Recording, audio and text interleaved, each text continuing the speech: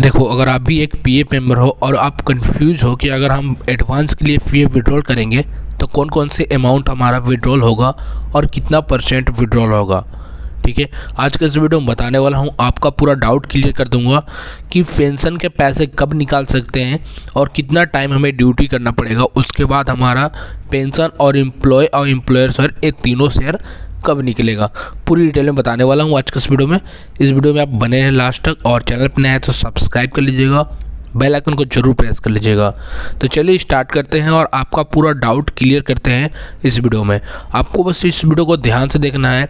इस वीडियो को देखने के बाद आपको कोई दूसरा वीडियो देखने की ज़रूरत नहीं पड़ेगा, ठीक है। तो चलिए स्टार्ट करते हैं और बताते हैं आपको कि कौन कौन से पैसे आप एडवांस में निकाल सकते हैं, कौन कौन से पैसे आप पेंशन में निकाल सकते हैं, कौन सा फॉर्म आपको फिल करना है और कब फिल करना है, ताकि आपको कोई प्रॉब्लम ना हो, ठीक है। आप पीएफ मेंबर हैं और पैसे निकालने जा रहे हैं, उससे पहले इस वीडियो को पूरा लास्ट तक देख लीजिए। देखिए, पहले क्या था, जब कोविड-19 था तब हमारा जो कोविड-19 ऑप्शन जो देता था उसको हम सेलेक्ट करते थे, तो वहाँ पे हमारा 75% हमारा पीएफ विड्रॉल हो जाता था। जो भी आपका अमाउंट है पीएफ में उसका 75% आपका पीएफ विड्रॉल हो जाता था, ठीक है। अब जाकर वो जो कोविड-19 का जो ऑप्शन था उसे हटा दिया गया है, जिसका अपडेट मैंने वीडियो के माध्यम से आप लोग को दे दिया था। उम्मीद करता हूँ आप लोग उस वीडियो को देख लिए होंगे, नहीं देखे तो जाकर देख सकते हैं, ठीक है। और बात कर लेते हैं कि अगर आप नॉर्मली जैसे कि इलनेस हो गए या फिर और कोई रीज़न आप सेलेक्ट करके पीएफ विड्रॉल करते हैं, उसमें आपको अब एडवांस में आपको 50% ही पीएफ मिलेगा। अब बात कर लेते हैं कि कौन कौन सा एडवांस में पैसे निकलते हैं, ठीक है। तो जो आपका एम्प्लॉयर शेयर यहाँ पे दिख रहा है और एम्प्लॉयर शेयर, ये दोनों कैलकुलेट करके निकलता है यहाँ पे आपका 50%, ठीक है। और बात कर लेते हैं कि पेंशन का पैसा क्या होगा और पेंशन का पैसा निकलेगा कब, ठीक है। बहुत सारे पीएफ मेंबर कंफ्यूज हो जाते हैं कि हमारा पेंशन का पैसे कब निकलेंगे और इसको निकालने के लिए क्या क्या प्रोसेस है, क्या क्या रूल है, क्या क्या हमें करना पड़ेगा कि हमारा पेंशन का पैसा, एम्प्लॉयर पैसा ये तीनों का तीनों हमारा निकल जाए। तो सबसे पहली बात मैं आपको बता दूँ कि आप किसी भी कंपनी में आपको 7 महीने काम करना पड़ेगा।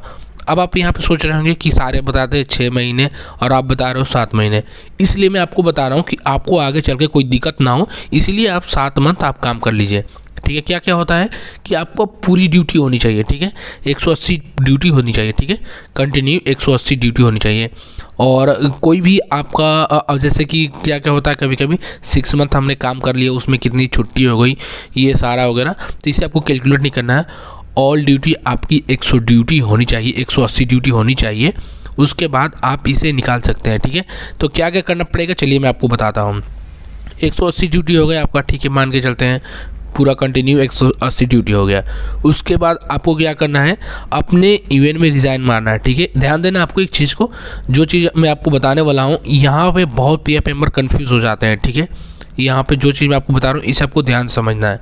जैसे में क्या होता है, बहुत सारे पीएफ मेंबर को ये डाउट होता है कि क्या मैं इस कंपनी में 6 मंथ काम कर लिए, 180 ड्यूटी हमारा कंप्लीट हो गया, उसके बाद क्या मैं दूसरा कंपनी ज्वाइन करके फिर उसके बाद में पिछले वाली कंपनी का यहाँ पे पेंशन के पैसे निकाल सकते हैं।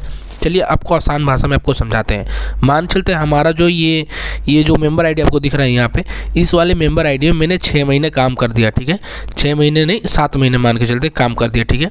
अब मैं कोई दूसरी कंपनी पकड़ लेता हूँ, अभी मैंने इसका पूरा पैसे नहीं निकाला हूँ, ठीक है। ये पेंशन, एम्प्लॉयर सारा एम्प्लॉयर्स है, ये तीनों मैंने अभी तक नहीं निकाला है और मैं दूसरी कंपनी पकड़ लिया, तो क्या ये हमारा पेंशन का पैसा निकलेगा? तो आपको मैं समझा दूँ, नहीं निकलेगा, ठीक है। फिर या तो फिर आपको 58 ईयर के बाद आपको इसको आपको पेंशन के रूप में मिलेगा, या तो फिर आप पैसे विड्रॉल नहीं कर पाओगे। अगर आपको पेंशन के पैसा विड्रॉल करना है तो आपको क्या करना पड़ेगा, इस कंपनी में आपको 7 महीने काम कर लेना है, 180 ड्यूटी आप कर लीजिएगा, ठीक है। जो भी हो आपको काम कर लेना है। उसके बाद आपको 2 महीने कुछ ऐसा करना है, मतलब कुछ ऐसा कंपनी पकड़ना है जहाँ पे आपका पीएफ ना कटे। उसके बाद आप पेंशन भी विड्रॉल कर सकते हैं, एम्प्लॉयर शेयर भी विड्रॉल कर सकते हैं, एम्प्लॉय शेयर भी विड्रॉल कर सकते हैं। ये तीनों आप इस रीजन में आप विड्रॉल कर सकते हैं। अगर आप बिना विड्रॉल किए आप दूसरी कंपनी पकड़ लिए और वो आपका मेंबर आईडी बना दिया यूएन में, तो आप इस पेंशन को नहीं निकाल पाएंगे। इस चीज़ को आपको ध्यान देना है। मेरे साथ सेम ऐसा ही हुआ है।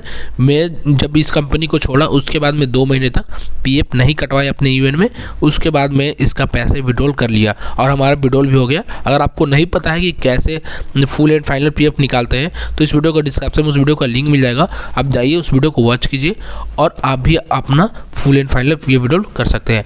अब बात आता है full and final PF withdrawal करने के लिए क्या क्या करना पड़ता है। तो यहाँ पे आपको सबसे पहले इसमें आपको एग्जिट लगाना पड़ेगा, डेट ऑफ एग्जिट लगाना पड़ेगा, या फिर आप कंपनी में भी रिजाइन दे सकते हैं। ठीक है, आप ऑनलाइन भी डेट ऑफ एग्जिट लगा सकते हैं और कंपनी में भी जाकर रिजाइन दे सकते हैं। अगर आप ऑनलाइन डेट ऑफ एग्जिट लगाना चाहते हैं तो इसका लिंक आपको वीडियो के डिस्क्रिप्शन में मिल जाएगा, आप जाइए उसे वॉच कीजिए और आप डेट ऑफ एग्जिट लगा लीजिए। अब बात कर लेते हैं क्या क्या करना पड़ेगा, कौन कौन से फॉर्म फिल करनी पड़ेगी। तो आपको यहाँ देखिए एम्प्लॉय और एम्प्लॉयर शेयर, अगर आप फॉर्म 19 फिल करते हैं तो आपका एम्प्लॉयर शेयर और एम्प्लॉय शेयर ये दोनों आपका निकल जाएगा फॉर्म 19 से। ठीक है, अब फॉर्म 10C जो होता है ओनली पेंशन विड्रॉल, आपको ध्यान देना है। फॉर्म 10C 2 टाइप का है, एक स्कीम सर्टिफिकेट है, एक यहाँ पे आपका ओनली पेंशन विड्रॉल के लिए है। तो आप अगर फॉर्म 10C फिल करते हैं तो आपका पेंशन शेयर जो है ये आपका निकल जाएगा। ठीक है, फॉर्म 10C से।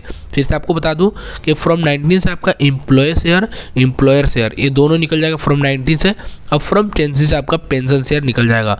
ध्यान देने वाली बात यही थी। ठीक है, उम्मीद करता हूँ आपको समझ में आ गया हो। अगर इससे रिलेटेड किसी भी तरह का आपका डाउट है तो आप कमेंट करके आप पूछ सकते हैं, उसका मैं रिप्लाई जरूर दूंगा। तो उम्मीद करता हूँ समझ में आ गया हो। तो मिलते हैं नेक्स्ट वीडियो में नए ट्रिक के साथ, तब तक के लिए धन्यवाद। जय हिंद दोस्तों।